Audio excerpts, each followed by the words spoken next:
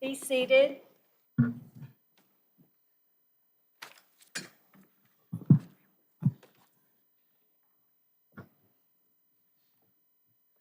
Welcome to the last setting for October the 4th. We saved the best for last. I'm sure y'all feel that way.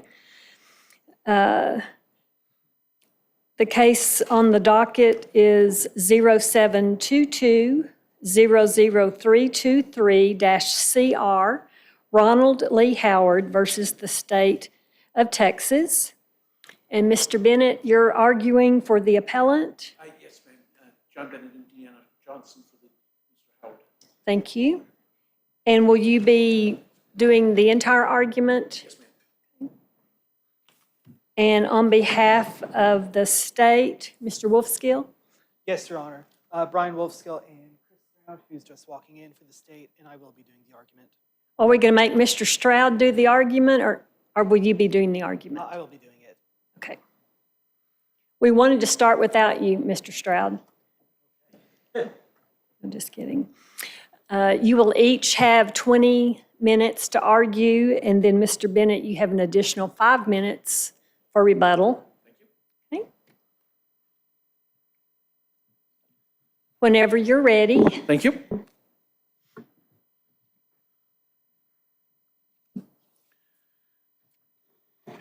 May it please the court. Mr. Wolfskill, Mr. Stroud. The law offers special protection to disabled persons. That's not in doubt, nor is the rationale for it. When it comes to sexual assault, the degree of felony and consequently the penalty for sexually assaulting a disabled person is raised considerably. But as the legislative history of this provision contained in our brief shows, it's no protection if the culprit doesn't know the person is disabled. It's rather like a deadly weapon finding. That was intended so that if somebody's going to assault somebody else or commit another crime, he thinks twice before using a gun. And rightly so, that's good protection for the public. But it's no protection if the culprit doesn't know this is a disabled person. He only finds that out after the fact. That's not a protection for anybody. The defense theory at trial was that Mr. Howard was unaware the complainant was disabled. The state's brief says even if a scienter requirement exists, the evidence that Mr. Howard knew the complainant was disabled is overwhelming. But where is such evidence? To be disabled under the statute, the complainant had to be substantially unable to protect herself from harm or to provide food, shelter, or medical care for herself.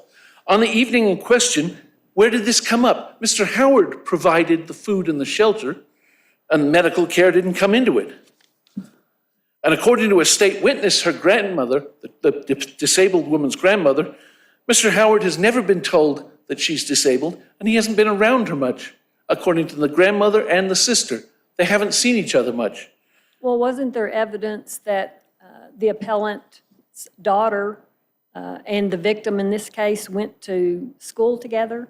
I believe so, but that doesn't entail that that Mr. Howard saw the disabled person or would realize that she's disabled. Even though they were in special education classes together? There's no evidence I can remember that he knew the complainant was in the special education classes. Did Mr. Howard's daughter go to special education classes? I don't remember, sir. I'm sorry. But in any case, the complainant has a high school diploma. She's formally trained in daily living skills. She's had some sort of job training. According to her family, she's normally very quiet, keeps mostly to herself. The sexual assault nurse testified that she's shy. She volunteers at a center for senior citizens. She knew a slang name for semen and could name 2 alcoholic drinks.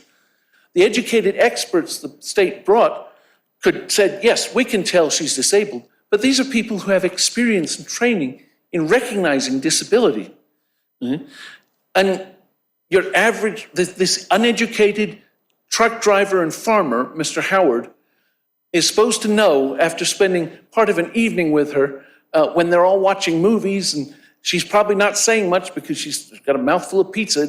She doesn't say much anyway. He's supposed to intuit that this woman is disabled? How?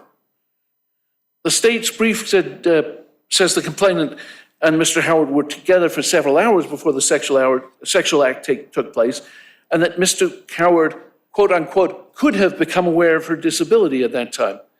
But could have falls far short of overwhelming evidence, which is what they'd need to overcome a lack of scienter requirement in the trial. Now, no one is complaining that the indictment was defective. It was perfect. It spelled out everything. Notice nothing. Nothing was bad about it. Okay? But since it omitted the requirement that Mr. Howard knew the complainant was disabled, it flawlessly charges non-aggravated sexual assault. That's all it does, which it means that the punishment hearing should have been 2 to 20, not 5 to 99. It was 5 to 99, and he got 99. So your position is the indictment alleged a violation of 22011 or 22021? 2211. But since the jury charge didn't require didn't require knowledge that she was disabled, and no offense to Mr. Stroud, I know it was done in all good faith, but he told the jury he doesn't have to prove that. And that was Mr. Howard's theory at trial. Yes, I did it. I had sex with her. I didn't know she was disabled. He also said it was consensual. The jury didn't believe that. That finding can't be touched now. There was evidence that he might have known she was disabled. But nevertheless, if the state were to claim that Mr. Howard should have objected to the indictment anyway, the rejoinder is obvious.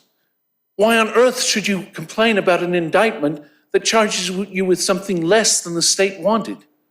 I mean, we all have to live with our mistakes. Just as in any other business, you cannot rely on an opponent to point out something in your work to their disadvantage. It doesn't work that way. You cannot blame someone then for not objecting to an indictment that they don't find objectionable. They didn't charge him with aggravated sexual assault. Now, of course, I'll answer any questions the court has, but I propose to discuss the fourth issue rather than the third. Expressio unius est exclusio alterius. It's been invoked many times as a tool of statutory construction. And as your honors know, it means if the legislature provides one exception to a rule, then any other exceptions are presumed to have been deliberately left out. This statute, under 22021, which says without any wording in between, sexual assault, aggravated sexual assault occurs where someone has sex with a person, quote, younger than 14 years of age, regardless of whether the person knows the age of the victim at the time of the offense, or, new subsection, the victim is an elderly or disabled individual. Can we possibly assume the legislature didn't realize that it could limit that, as it did with the children? It couldn't have said, it doesn't matter whether whether the culprit knows the victim is disabled? We can't assume that. It didn't say that. And is it likely that the legislature wouldn't have realized it with two provisions next to each other? That they wouldn't, if they wanted to limit the disabled person statute, that they could have done so in the same way. Something like, regardless of whether the person knows of the disability, is still aggravated sexual assault. The legislature didn't do that. And your honors, no one likes having words put in their mouth. And certainly, we cannot put words in the you should not, with all due respect, put words in the legislature's mouth. That's what the state brief wants you to do. Wants you to add something that the legislature is presumed to have omitted intentionally. Now, as to issues 5 and 6, regarding the jury charge's description of the offense as a result of conduct 1, part of what caused the prejudice, the egregious harm in this case that's required because the trial attorney didn't object to the charge, is what the prosecutor, doubtless in good faith, told the jury no evidence is needed that Mr. Howard knew the complainant was disabled. But I put it to your honors, you're lay people on a jury. You hear the defendant say, yes, I had sex with this person, I didn't know she was disabled. You hear experts testify, yes, she is disabled. We know that because we're educated and we're trained, we've administered standardized tests. Maybe we intuited it, maybe we didn't. Then you hear the complainant herself come in. I wasn't at the trial, but doubtless she was upset at having to testify, intimidated, if not weeping. This is a result of the offense. This offense is a nature of conduct offense. One of the results, if it was a result of conduct offense, is that this poor disabled person would have to testify to all these details of the crime in front of a bunch of strangers, all of whose eyes are upon her. Well, Now- are you saying that it shouldn't be up to the jury to judge those credibility issues? Of course it should, but it wasn't here.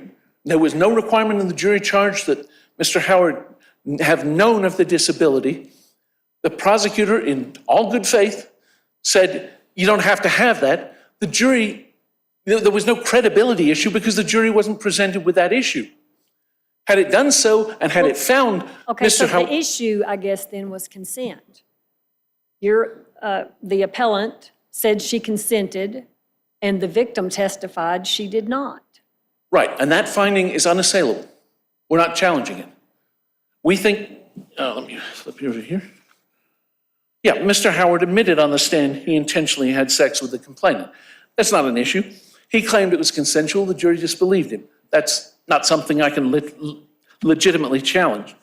But nothing showed he intended to have sex with a disabled person. Therein lies the flaw in the state's case. And it should prompt a new sentencing hearing on non-aggravated sexual assault, 2 to 20, instead of the 299s that he got on aggravated sexual assault because of a detail that the legislature requires but was nowhere in the jury charge, and the prosecutor in all good faith said doesn't matter anyway. Part of your, Go ahead. part of your argument is that the state wants us to put words in the legislature's mouth. But that's part of your argument, though, isn't it? You want us to read an intentionally and knowingly requirement into the disabled section of the statute, which is not there. No, I want the intentionally and knowingly to apply to the disabled part. That's not reading it into it. That's just saying aggravated sexual assault of a disabled person.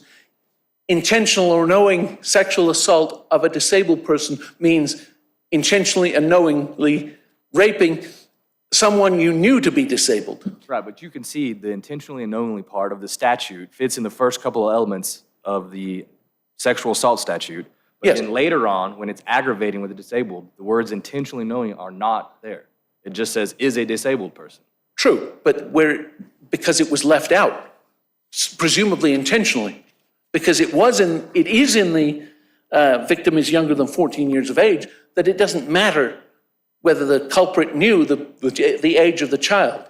And then it just says, or a disabled or elderly person. So I don't want you to read anything into Would we also it. have to follow the same logic if it was an elderly person? I beg your pardon? Would we also have to follow the same logic if it was an elderly person? Yes, Your Honor. Because the legislature left it out. Intentionally and knowingly means if it's to provide any protection for disabled people, it has to mean that you knew the person was a disabled person. If you just learned it after the fact, that's not good enough. So your argument then would be, okay, state, you've got to prove, number one, the victim was older than 13 years of age. Number two, that the defendant knew there was a mental defect, disease, or injury that substantially made them unable to care. How would the state do that under the circumstances? I mean, I understand how they can prove that that a person has a disability, but how would they prove that your client knew of the disability? Well, if it's obvious from the disabled person, if the disabled person is 40 years old but still carrying a doll that she hugs to her and speaks only in one-word sentences, that's pretty damning evidence. Here, there wasn't that level of evidence, and the jury wasn't even allowed to decide that issue. They were told it doesn't matter.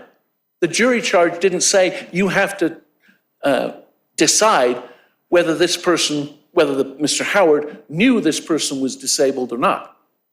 And if they had done so, that would be unassailable here too, because there is evidence, a wisp of evidence at least, that he should have known.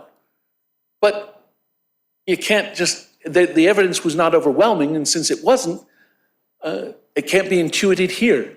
And the mistake that it was, the prosecutor told them they don't have to worry about it, when it was Mr. Howard's entire defense theory that he didn't know, and the jury charge not having it, that can't be overlooked. I would urge you to award at least a new sentencing hearing. I think that's the most appropriate relief too, because the jury believed he raped this person without consent, and I can't attack that, not with the evidence as it is, but I can attack the idea that he must have known or that it doesn't matter.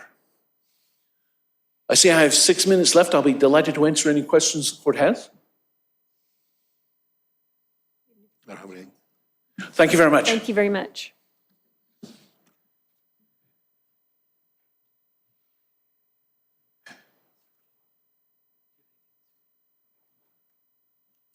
Mr. Wolfskill, Thank you. May it please the court, counsels? counsel. Appellant wants to say that his reading of the law provides extra protection to disabled individuals. By imposing this Siena requirement, he's making it so only the defendants who know that their victims are disabled individuals would receive that extra punishment. But to be punished under this aggravated sexual assault statute, you have to have already committed a sexual assault. And so in this case, the state alleged 3 different ways that the victim did not consent: by force, by threat of force, or by knowledge of the disability. And so if there was knowledge of the disability, then the B4 method of proving lack of consent qualifies. But otherwise, there's already a sexual assault that's taken place. And what 22.021A2C does is give extra punishment to someone who has assaulted a disabled individual. Now, in the Wally case, which I cited to in my response to issue 1, as well as several other cases from other courts of appeals, they listed the elements in that case as being the defendant intentionally or knowingly caused the penetration of the victim's sexual organ, the defendant intentionally or knowingly caused the penetration of the victim's mouth, and that the victim was a disabled individual. And so that intentionally or knowingly doesn't apply to the aggravating factor being the victim was a disabled individual. Now I want to talk a little bit about appellant's point 4, the one about, I'm gonna forget the Latin phrase, the one that says, if it says it here but doesn't say it there, it's for a reason. In 1983, the legislature enacted the sexual assault and aggravated sexual assault statutes. And at that time, even the sexual assault of a child statute didn't include what I'm going to call the regardless language. And so for 34 years, from 1983 until 2017, we prosecuted these cases without the benefit of that regardless language. And for 34 years, courts have held that it is not required that the state show that the victim was under whatever age is alleged, whether that's 17 or 14, even though that regardless language wasn't included in the statute. Now, it was changed in HB 1808 in 2017, which was a statute that covered several offenses involving sex with a child in some manner. I believe there was trafficking of persons, continuous sexual abuse of a child, indecency with a child, sexual assault, aggravated sexual assault, prostitution, performance of a child, and employment harmful to minors. And all of those statutes, except for the aggravated sexual assault, only had language involving children. And in fact, in the bill analysis to HB 1808, the concern was about actors who have solicited a prostitute who is a minor may try to use the defense that they were not aware of the prostitute's age. And so the purpose with HB 1808 was to close that loophole. And when they did it with the prostitution offenses, they did it with all of the other sex with children offenses. Well, given that the courts were consistent in saying that wasn't necessary before, are you in agreement with the appellant that that language is surplusage? Which language? Are you talking about the regardless language? The regardless language. I don't know that that's the appellant's position, but I do agree that if that was the law before, it wasn't strictly necessary to add in the regardless language then.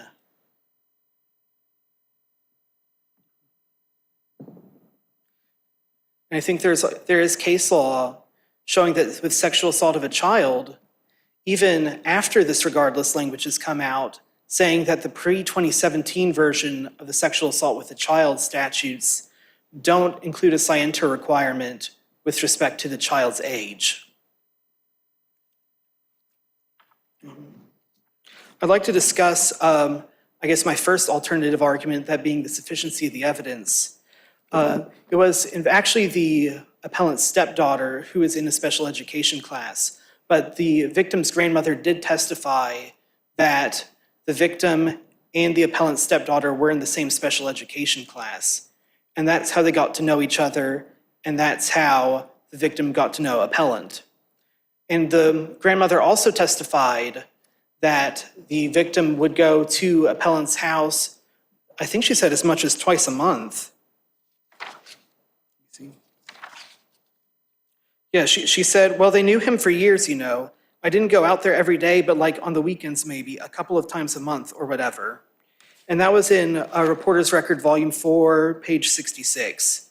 I think the whole exchange regarding the prior relationship between the victim and appellant is pages 62 to 68.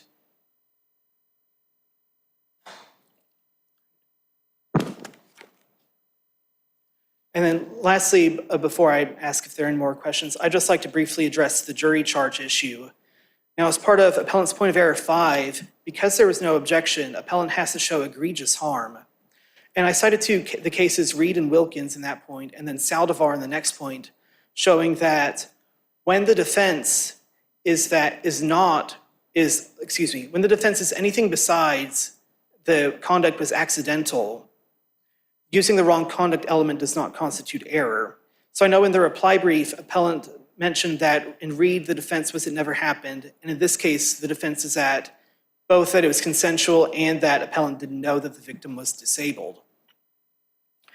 But what those cases show is that there's not a question of whether this happened on accident. And so using the wrong definition of intentionally or knowingly doesn't cause any harm to the appellant. With regard to your evidence that you discussed just a minute ago about the victim being a part of a special education class and then the travels back and forth, where does that tie into the language under 22.021 as proof that the victim was unable to provide food, shelter, or medical care for herself? I don't think it goes directly to that evidence. That was more towards my alternate argument that if this court holds that the state must prove that the defendant knew of the victim's disability, that's evidence that shows that he did know of that.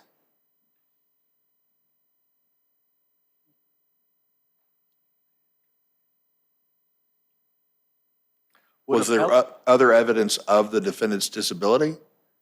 Yes, there was expert testimony from, I believe, a diagnostician from the school she went to, and there was testimony from the forensic interviewer who usually only interviews children, but because of the victim in this case's disability, interviewed her in this case. There was also testimony from the deputy who first met with the victim, who said that her 9-year-old sister is more mature than her. One difference in this line of cases from cases involving children is that we can definitely ascertain the age of the child as being under the age of 14, for example. Here, when we're dealing with the potential for a battle of experts, doesn't that create a pretty slippery slope problem of whether or not a crime has been committed? I mean, it seems like it would be subject to the whims of the experts who take the stand under those circumstances. Well, we're asking, at least for the alternate argument, we're asking for a ruling specific to this case and the facts of this case. I don't know how it would be in another case if the defendant hadn't met the victim before or had met the victim before but had only been with her for 3 minutes before the alleged assault happened. And so as far as the alternate argument goes, I would say that that just depends on the facts of the case. And I think in this case, there are facts that would show that appellant was aware of the disability. And there wasn't a contrary expert opinion? There was not. I've read the record on the testimony about the 9-year-old sister being more mature, and I think that goes to whether or not the victim was disabled or not. But is the other than the testimony of appellant's daughter or stepdaughter going to school with the victim and them being in the special education class, any other evidence that appellant knew the victim was disabled? So there's also the evidence of the time that appellant and the victim spent together, both in general and on the day of the alleged offense. How does that show he knew the victim was disabled? Well, I think if he had been with the victim several times before that and potentially gotten to know her and had been with her for several hours on the day of the incident before this happened, I believe there's testimony saying they watched a movie or possibly even 2 movies before this happened. I think there's evidence to show, given the jury's observations of the victim, that appellant would have also had to have known about the disability. This may not be anywhere in the record, but would appellant's daughter or stepdaughter qualified as a disabled person? It's not in the record. All we know about her is that she was in that same special education class.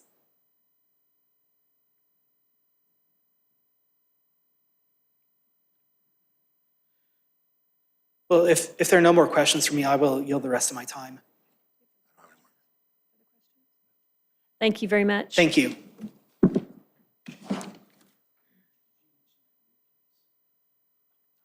Mr. Bennett, you have 5 minutes.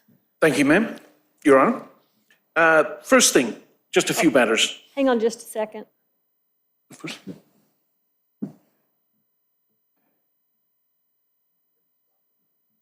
What I did.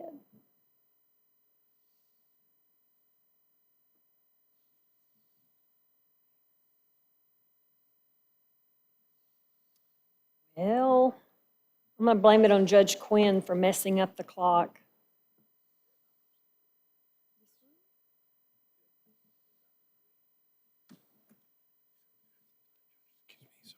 Oh, okay. Okay, Mr. Bennett, go ahead. Thank you. First thing, I heard the state lawyer say that the sexual assault has already taken place. That's the protection that the class of felony has been elevated along with the sentencing range. But that's the point. It hasn't already taken place. This is something people should know, that if you rape a disabled person, you get a much higher sentence than if you raped a non-disabled person. The prisoners, for instance, have a saying among themselves to warn people not to have sex with teenagers. It's 16 will get you 20. That's statutory sexual assault, not with a child. It's a 16-year-old, but 16 will get you 20. That's what the law is for, to say, don't do this or you go to the penitentiary for 20 years. Okay. Second thing, in 2017, the language of regardless was amended into the statute. But that's the point. When the legislature amended the statute in that way, it did not amend the disabled person statute, disabled and elderly, which had been there since 2003. So it amended the statute, yes, to say this, you don't have to know that this child is 13 when you have sex with her, you're still liable for it. Is there anything in the legislative history that indicated the legislature's intent to give any additional meaning by adding this regardless language? Not that I know of, Your Honor, not that I've read. What about the cases that came before this amendment that said there was no scienter requirement? I'm sorry, I can't What hear. about the cases that came before the regardless language was added that says there was no scienter requirement for a minor? I don't know of them. I'm not prepared to answer that question, sir. The state says they were in the same class, special education class, and but the victim, he said the victim got to know the appellant. That goes against the testimony. The testimony of the family was that he had seen her, but rarely, perhaps not ever to sit down and try to talk with her. He might have seen her. He knew she was in special education classes.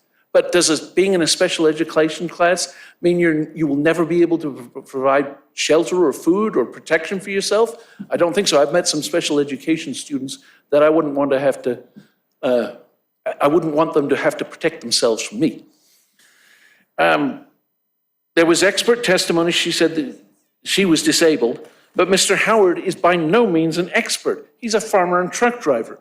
Yes, there was testimony that she was less mature than her 9 or 10-year-old sister, but she was 19. even a non-disabled person at 19. Being 19 means being a knucklehead. I certainly was. You're going to have immature 19-year-olds. That doesn't mean they'll never be able to provide food or shelter or protection for themselves. They're stupid now, God knows I was, but will they be stupid forever? I hope not. I'll be glad to answer any questions the court has. I'm curious about this definition of disabled individual because the definition of disabled individual says they're older than 13, but by reason of age is unable to care for themselves. And I'm just curious what you... Age? Yeah, it may not matter in this case. I'm assuming it's got to be older than 13.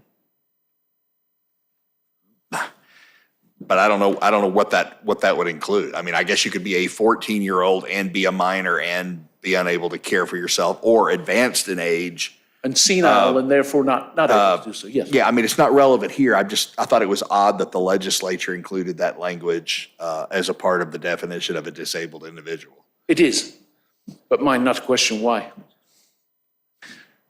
If the court has any other questions? Thank you all very much.